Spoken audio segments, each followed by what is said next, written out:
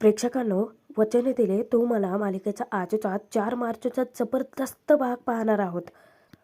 शौर्य ऊर्जाची वाढलेली जवळीक पाहून मंग्याचा चळफळाट होतो. म्हणजे एकमेकांचे उष्टात चहा पिणं, उष्टी खारी खाणं, सतत एकमेकांसोबत राहणं.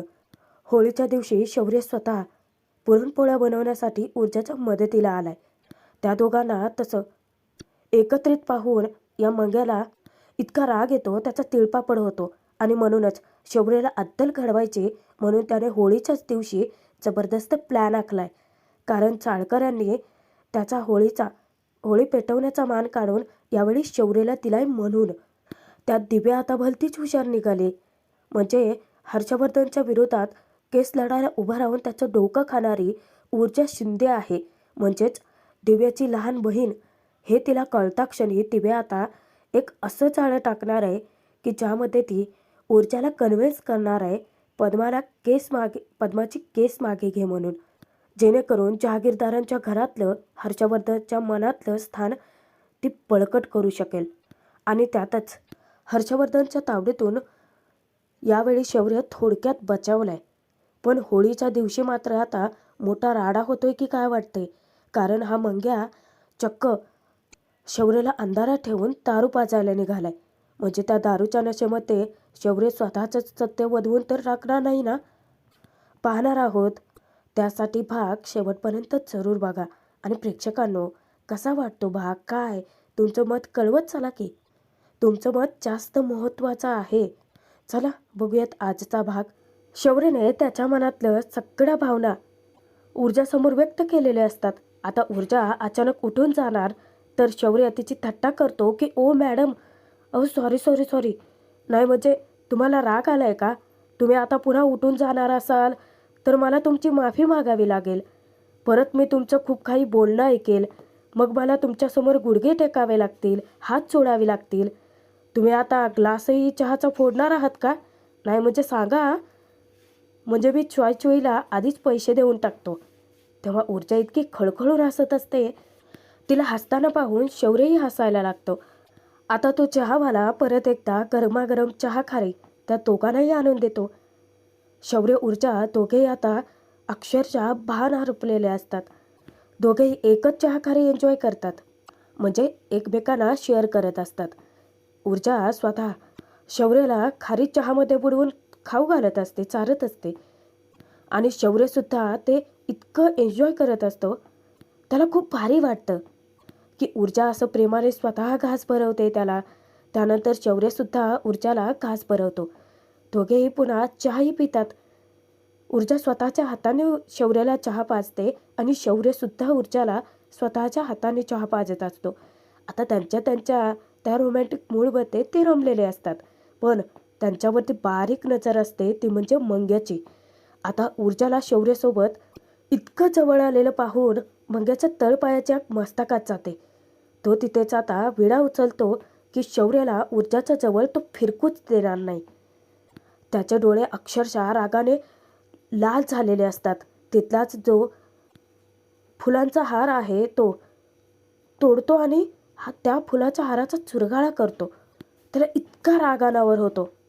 शौर्य मनातच प्रार्थना करतो की ऊर्जा, मी कधीच तुला माझ्यापासून दूर नाही जाऊ देणार आहे. थोड्या वेळाने शौर्य रिक्षातून ऊर्जाला चाळीत घेऊन येतो. ऊर्जा शौर्य दोघेही रिक्षातून उतरतात.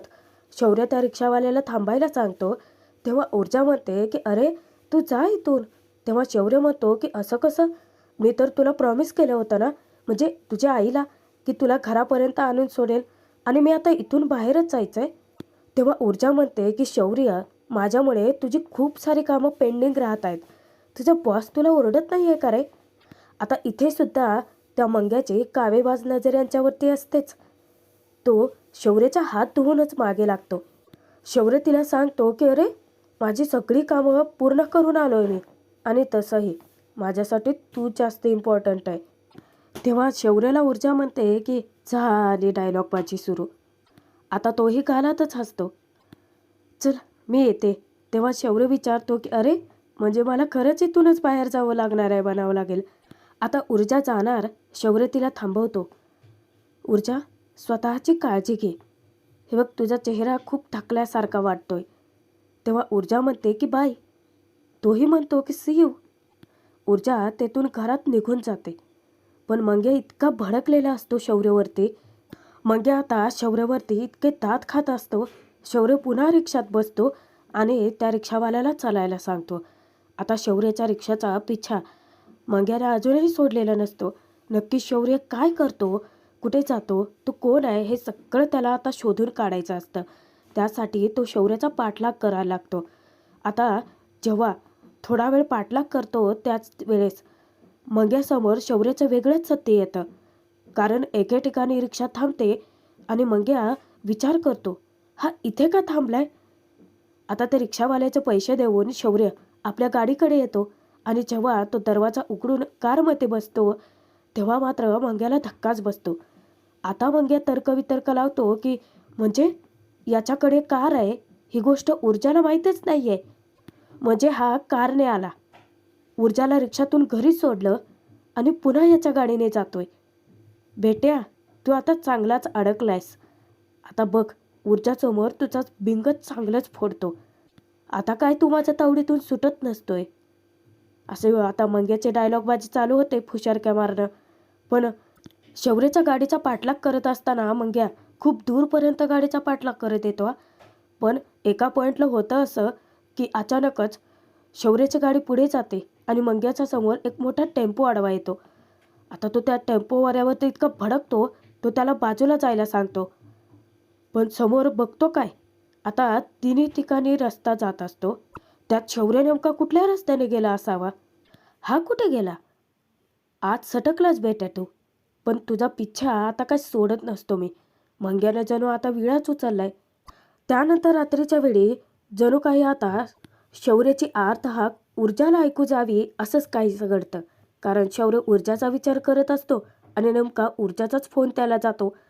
तेव्हा शौर्य आनंदाने सांगतो की काय तेलेफती आहे माहिती आहे तुला. म्हणजे मला आत्ताच वाटत होतं की ऊर्जा मला फोन करेल आणि तू फोन केलासुद्धा. शौर्य तिची तब्येतीची चौकशी करतो. तेव्हा ऊर्जा सांगते की काळजी करायचे काहीही कारण नाही आहे.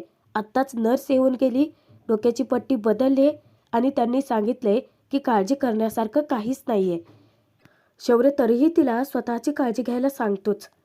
तेव्हा ऊर्जा विचारते की शौर्य तुला माहिती आहे उद्या काय आहे. शौर्य विचारतो की काय आहे उद्या. त्याला माहितीच नसतं. ऊर्जा त्याला आठवण करून देते की अरे उद्या होळी आहे. तेव्हा शौर्य म्हणतो की अरे हो, माझ्या लक्षातच नव्हतं राहिलं अगं. तेव्हा स्वतःहून ऊर्जा त्याला इन्व्हाइट करते. ती म्हणते की काय आहे, होळीच्या निमित्ताने प्राचीला पोलीस स्टेशनमध्ये घेऊन जाता येणार नाही ना. पण मी तिला सांगितलं या की एकदाची का होळी पार पडली की आपण पोलीस स्टेशनला जाऊन येऊयात. तेव्हा शौर्य कौतुक करतो की बापरे ऊर्जा, तुझे इतकं सगळं कसं लक्षात राहतं. आता ऊर्जा इतकी खुश, इतकी एक्सायटेड असते. शौर्याला ती सांगते की तुला माहिती आहे उद्या आमच्या घरी काय आहे. शौर्य, आमच्या घरी उद्या पुरणपोळ्या बनणार आहेत. तू येशील का होळीसाठी उद्या. तेव्हा शौर्य म्हणतो की हो येईन ना, संध्याकाळी. ऊर्जा म्हणते की संध्याकाळी नाही म्हणजे तसा तुझ्या मित्रांसोबतचा काही प्लॅन असेल तर मग तू जाऊ शकतोस रे. तेव्हा शौर्य म्हणतो की नाही नाही नाही, मी येतो ना. अगं पण होळी संध्याकाळीच पेटवतात ना. तेव्हा ऊर्जा सांगते की अरे पण खरी मजा तर त्याची तयारी करण्यात आहे ना. शौर्य विचारतो की सिरियसली. तेव्हा ऊर्जा विचारते की शौर्य, तुला काहीच माहीत नाही आहे. असा वागतोयस की जसं काही परदेशातूनच आलाय. तेव्हा ऊर्जाचा होला हो करतो तो तात्पुरता. अरे नाही नाही, मला माहिती आहे ना की खरी मजा तयारी करण्यातच असते. मी येईन की नक्की. तेव्हा ऊर्जा त्याला गुड नाईट बोलते आणि फोन ठेवून दे. आता समोरून इतकी मोठी ऑफर आली असताना शौर्य कसा बरे नाकारेल. ऊर्जासारखं शौर्यसुद्धा इकडे गालातच हसत असतो. म्हणजे इतका खुश असतो. तिकडे हर्षवर्धनचं डोकं आता इतकं बधीर झालेलं असतं की तो गोळ्यावर गोळ्याच घेत असतो. विजया त्याला येऊन लहान मुलांसारखं ओरडते की बास बास, अहो किती ते, सकाळपासून तिसरी गोळी घेत आहे. हर्षवर्धन वचकतो की विजया गप अगं, आता जर मी गोळी नाही घेतली ना तर डोकं फुटेल माझं. तेव्हा विजया वैतागते की कशाला उगाचच इतकं टेन्शन घेत आहे हो केसचं. हर्षवर्धन तिला सांगतो की केसचं टेन्शन नाहीच आहे अगं मला. केस ना साधी सरळ स्ट्रेट फॉरवर्ड आहे. मला टेन्शन कशाचं आहे माहिती, त्या ऊर्जा शिंदेचं आहे. पहिल्यांदा असं झालं आहे की माझे ठोकताळे नीट बसतच नाही आहेत. अगं त्या ऊर्जा शिंदेच्या मी पहिल्या केसमध्ये पहिल्याच दिवशी कोर्टात चिंधाड्या केल्या होत्या. विजय हर्षवर्धनला ओरडते की तुमच्यासाठी हे सगळं नवीन आहे का? या आधीसुद्धा तुम्ही अशा केसेस हँडल केले आहेत ना. माझं फक्त इतकंच म्हणणं आहे की उगाचच या केससाठी स्वतःला त्रास करून घेऊ नका. स्वतःच्या तब्येतीची हेळसांड करू नका. आता हर्षवर्धन मनातच विचार करतो, तुझ्या बापात होती ना तीच कुर्मी तुझ्यात आहे ऊर्जा. पण तोही माझ्यासमोर टिकू शकला नव्हता आणि तूही माझ्यासमोर टिकणार नाही आहेस. ती तर वेळच ठरवेल हर्षवर्धन. बघूयात कोण कोणावरती भारी पडत आहे ते. आता मात्र दिव्याला ही बातमी समजते की हर्षवर्धन तिच्याच बहिणीच्या ऊर्जाच्या विरोधात केस लढतोय. ती मनातच आनंद साजरा करते की वाव, ही गोष्ट मला आधी का नाही कळली. माझ्या हाती तर ट्रम्प कार्ड लागले. आता विजया तिथे हर्षवर्धनला ओरडत असते की हे बघा, प्लीज तुम्ही टेन्शन घेऊ नका. तेव्हा तो तिच्यावरतीच खेकसतो की विजया, मला काहीही होणार नाही आहे. त्यानंतर दुसऱ्या दिवशी जेव्हा शौर्य ऊर्जाकडे येतो तेव्हा ऊर्जाने आता पुरणपोळीची सगळी तयारी केलेली असते. पुरणही शिजवून घेतलेलं असतं. तेव्हा शौर्य कौतुकाने विचारतो की बापरे, हे सगळं काय आहे?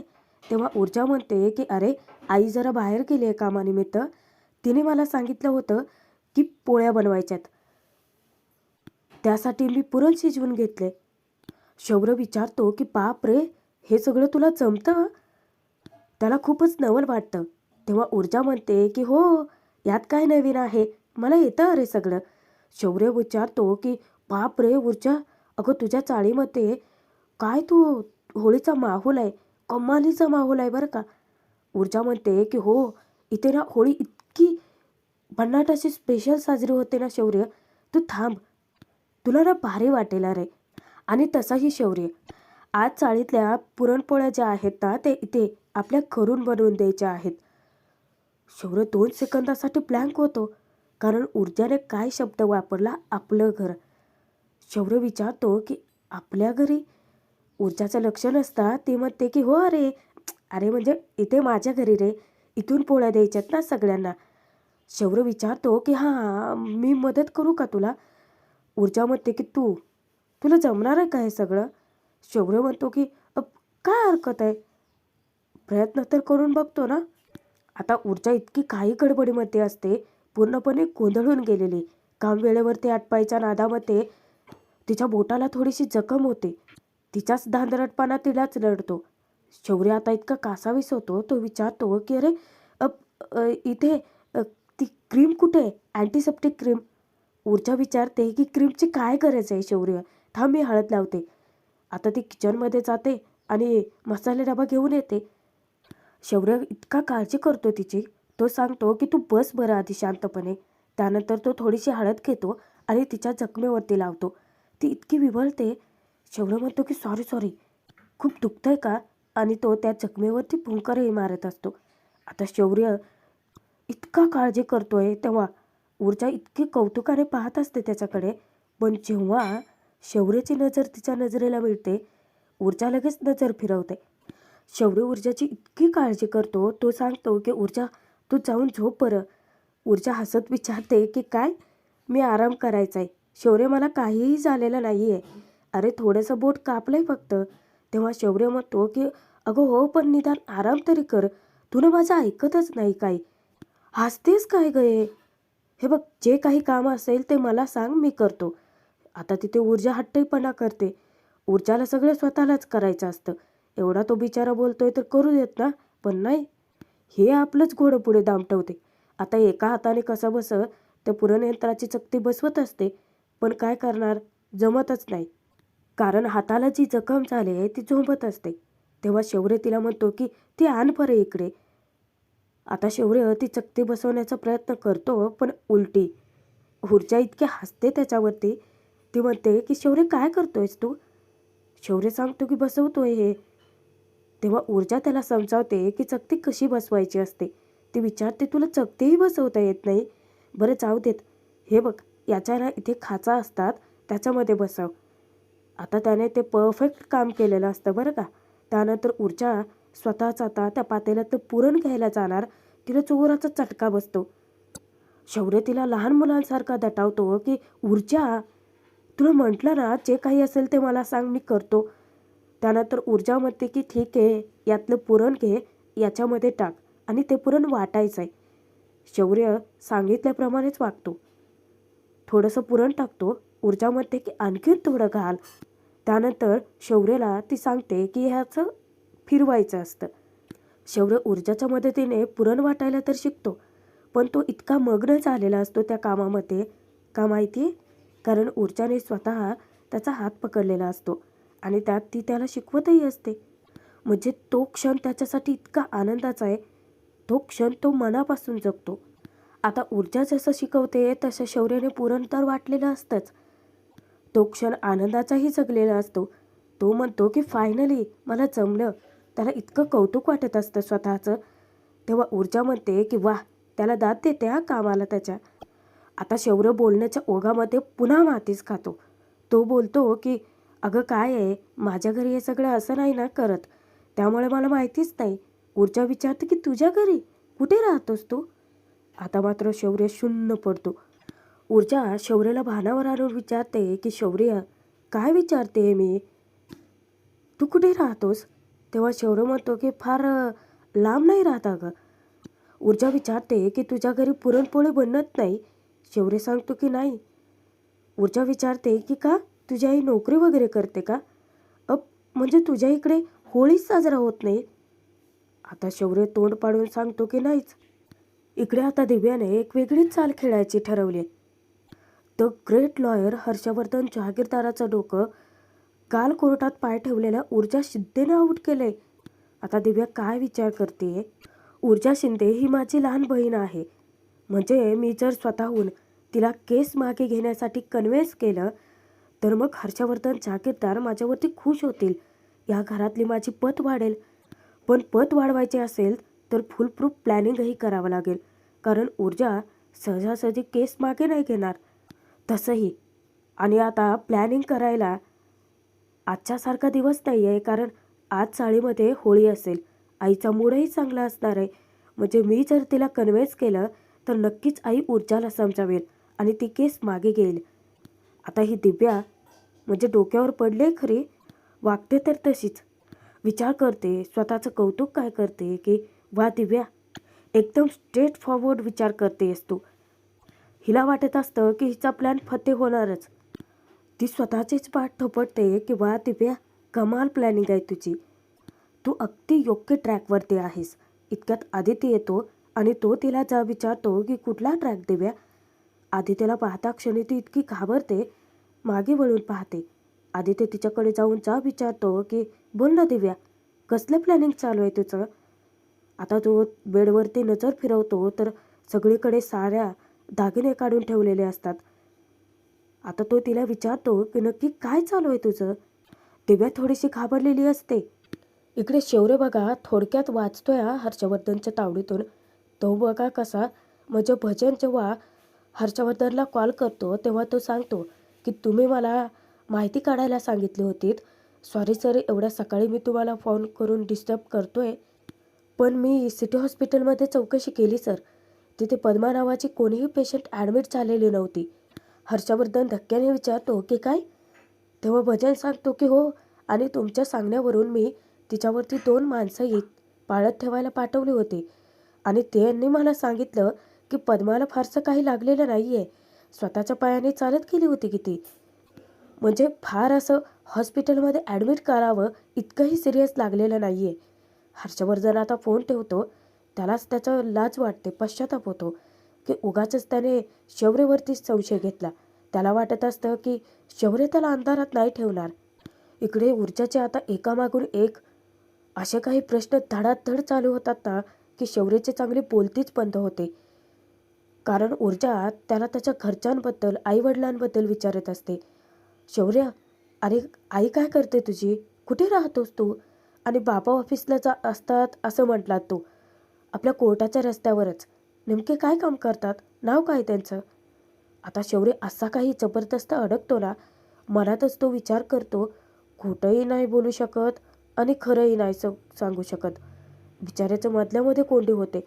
शौर्य अडकलाय खरा, पण त्याला वाचवायला देवकृपेने मंग्याच हजर होतो. जेव्हा मंग्या ऊर्जाकडे येतो तेव्हा मनातच शौर्य विचार करतो की देवासारखा धावून आलास रे. मंग्या आता त्याला पाहून विचारतो की तू काय करतोयस इथे? शौर्य ऊर्जाकडे तक्रार करतो की हा प्रश्न मला नेहमीच विचारतो ग. ऊर्जा सांगते की हा काय करतोय म्हणजे? अरे पुरण वाटण्यात माझी मदत करतोय, आम्ही पोळ्या बनवतोय ना. तेव्हा मंग्या म्हणतो की हा कशाला इथे कामं करतोय? ही असली बायकांची कामं कोणीही करेल.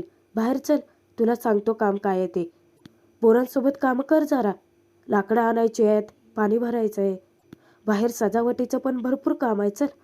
आता मंग्या त्याचा हात ओढत असतो, पण दुसरीकडे ऊर्जा त्याचा हात पकडून ठेवते. मंग्याला ती सांगते की मंग्या, अरे तू जा आणि आकडं आण ना, घर सजावट. शौर्याला ती सांगते की शौर्य, इतकं बोरिंग काम आहे ना ते, तू ना इथे बस आणि माझी मदत कर. तेव्हा शौर्य म्हणतो की ठीक आहे, चल आपण पोळ्या बनवूयात. ऊर्जा आता त्याची मदत करत असते, पण तिच्या बोटाला लागले ना. शौर्य तिला समजावतो की सावकाश, हळू अगं जरा. आता मंग्याच्या इतकं डोक्यात सनक भरलेली असते शौर्याला तिथे पाहून. सतत आपलं त्याला हाडतूड करत असतो. मनातच तो कपटी विचार करतो की हा इथे ऊर्जाच्या घरापर्यंत आलाय, एक नंबरचा खोटारडा मुलगा आहे, याचा नबिंग आजच फोडतो. मंग्या तसाच निघून जातो. शौर्य विचारतो की राग आला का त्याला? ऊर्जा म्हणते की नाही रे, त्याच्यामागे भरपूर काम आहेत, त्याला वेळच नाही आहे. आणि बघ, पोरं इतकी मस्त चाळ सजवतात ना. शौर्यला ते सांगते की तू पण ये ना रात्रीच्या वेळी, मस्त धमाल असते चाळीत. शौर्य हसत म्हणतो की हो, नक्की येईन. शौर्य इतका खुश असतो कारण त्याला आता होळीचा उत्सव धूमधडाक्यात ऊर्जासोबत साजरा करता येणार असतो. आणि मग काय प्रेक्षकांनो, भाग इथेच संपतोय. पुढे मात्र मोठा ट्विस्ट आलाय. मंग्याने शौर्याच्या विरोधात एक षडयंत्र रचलेलं असतं. त्याने तसं पोरांना गोळा करून प्लॅनच बनवलेला असतो. आता होळी उत्सव आनंदात जल्लोषात साजरा होणारच असतो. दरवर्षी मंग्या होळी पेटवतो, पण यावेळी तळवी काकू मान शौर्याला देतात. आता शौर्याला मान मिळाला म्हणून त्याचा इतका जळफळाट होतो. मनातच तो विचार करतो की याला अद्दल खडवावीच लागेल. आता शौर्याला तो एके ठिकाणी बाजूला घेऊन येतो आणि मंग्याच्या हातात आहे दारूची बॉटल. हा आता शौर्याला दारू वगैरे पाजतोय की काय वाटतंय. उगाच दारूच्या नशेत शौर्य सगळं खरं वळवून टाकायचा का त्याचं भलतंच काहीतरी घडेल. ऐनवेळी ऊर्जा येऊन मंग्याचा प्लॅन जो आहे तो उधळून लावेल का? नक्की काय घडेल पाहणं तितकंच मनोरंजक ठरेल.